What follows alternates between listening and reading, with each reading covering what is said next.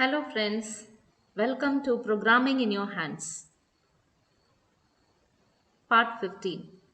So, today we'll be dealing with operator overloading in C. Okay. Now, why we go for operator overloading? Suppose you want to add two variables, you can easily do it. You can add it like C equals A plus B. Maybe A and B are having the same integer as data type. Suppose you have two float variables a and b, you can easily add them both. But if you are trying to do some manipulations or some additions or subtractions, some operations with two different objects, then you need operator overloading. Because in object 1, you will have, say, for example, a physics mark, a chemistry mark as 56 and 89. In object 2, you have the same physics mark, but the value will be different as 50 and 67. Suppose I am trying to add obj1 plus obj2. It will be very difficult. The compiler does not know which one to add with what. But if you are trying to add the physics mark of obj1 with physics mark of obj2, that can be easily done. But if you are trying to add obj1 plus obj2, there comes a problem. In that case, the compiler automatically searches for operator overloading. Okay. Now there are two different types of operators that can be overloaded. You call it as unary operator and binary operator. Unary operators which has one operand. Say for example, you have unary minus. What do I mean by unary minus? Yes. For example, what is 2 minus 5? 2 minus 5 equals minus 3.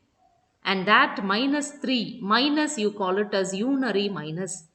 And it has only one operand. You can see minus 3. That 3 is the operand. Only one operand you have.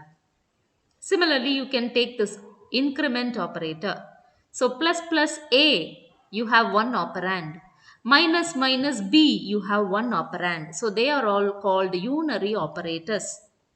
Now another type is binary operators where you can have two operands. Say for example, the binary operators are plus A plus B. So you have two operands. Minus A minus B, you have two operands. So whenever you have two operands, you call it as binary operators. And certain operators also that can be overloaded, you call it as arithmetic assignment operator. Plus equal to is called an arithmetic assignment operator. Even that operators can be overloaded. But there are certain operators that cannot be overloaded. Those operators are a dot operator, a scope resolution operator, a conditional ternary operator, a size of operator. All these operators cannot be overloaded. So I think you are all now clear with the operators that can be overloaded and that cannot be overloaded. Okay, now we'll see a simple program with unary operator. So always we know the compiler comes first to the main program. Okay, it comes to the main program. It sees overloading. Yes, overloading. The class name is overloading. Very good. And it sees OP1. It is an object. Once the object is created, it will search for a constructor. But in this program, we don't have a constructor. So it automatically goes to the next line, op1 dot get. So now where does it go? Yes, it automatically switches to the get function. Now it says enter the value. So I am typing maybe the value for a as 5. Okay, now it sees the closing bracket and comes to the next line. And it sees something different. It is minus OP1. That is impossible. If it is minus A, that can be done. But here what it sees is totally different. Minus OP1. You are trying to use a object. And before the object, you have a unary minus operator. In this case, the compiler automatically searches for a keyword which is called as operator, and then the operator that is to be overloaded. That is, in our case, it is minus. So it searches for a keyword operator and a minus. So directly, whenever it sees minus OP1, it automatically switches over here and it sees the opening bracket, and we can write anything inside, that doesn't matter. So now in our case we have written a equals minus a, which means a equals minus 5.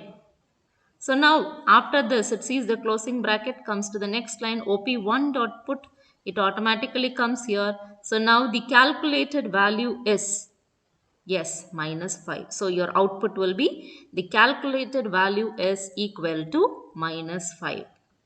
So this is an operator overloading concept for unary operators. Okay.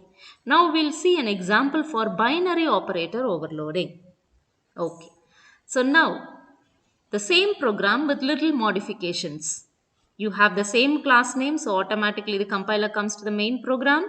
Here we are trying to add two objects and put it in a third object. So we need three objects, OP1, OP2 and OP3.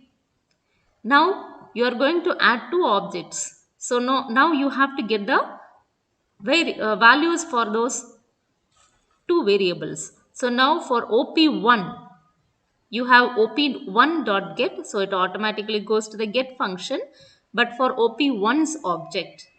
Now what will be printed in the screen? Yes, enter the value will be printed, and I am typing say 5. Okay, it sees the closing bracket, comes to op2.get. Again it goes to the get function, but for the object op2. So now again it asks for enter the value, so I am giving 10.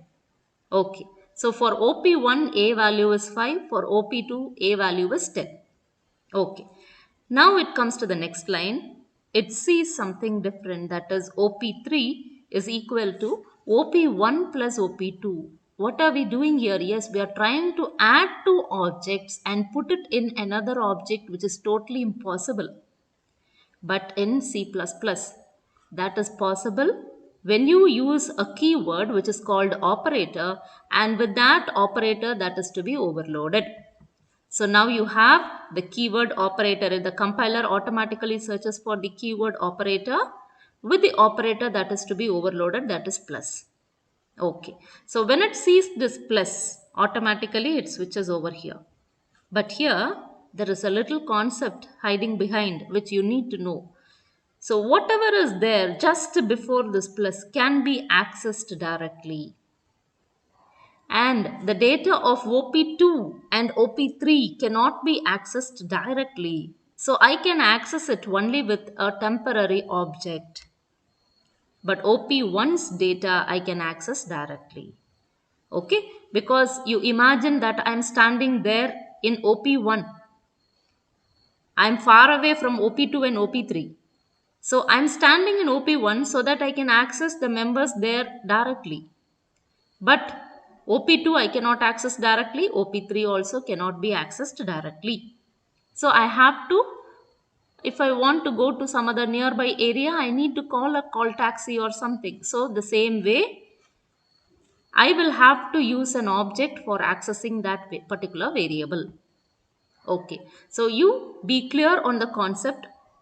Like OP1 data can be accessed directly, OP2 and OP3 cannot be accessed directly. Okay. Now it automatically switches over here. It sees the keyword operator plus. Now your OP2 will be equal to OP. Okay. So that is written within the arguments. Now you can see that OP2 is equal to OP. OP1 can be accessed directly. So now you have to add them both and put it in OP3. Even OP3 you cannot access directly. So you need to create a temporary object. So you are creating yet another object named OP4, which is temporary, which is only accessible within this function. Now what is OP4?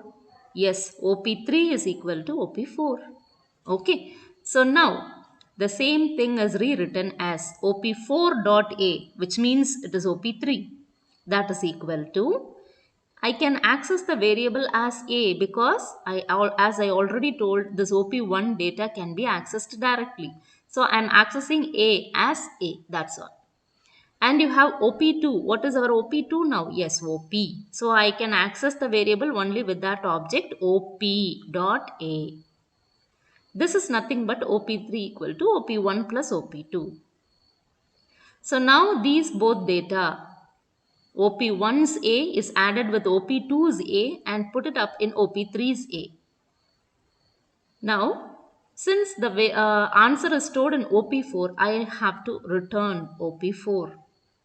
When I am trying to return an object, the return type should be the class name. So that is why you have your class name over here, overloading.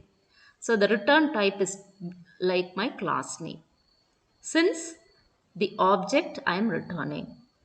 Okay, so once it sees the closing bracket, it comes to the next line, op3 dot put. So what is op3? Nothing but op4. Okay, so now since we have returned, so now every data will be there in op3.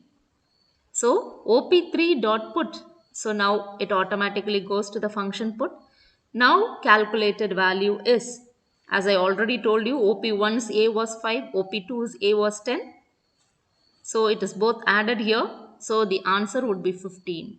So calculated value is 15. So similarly, you can use a minus operator, any other binary operator, and check. Thank you for watching. Hope you would have got a clear idea on unary operator overloading and binary operator overloading. Thanks for watching. Thank you.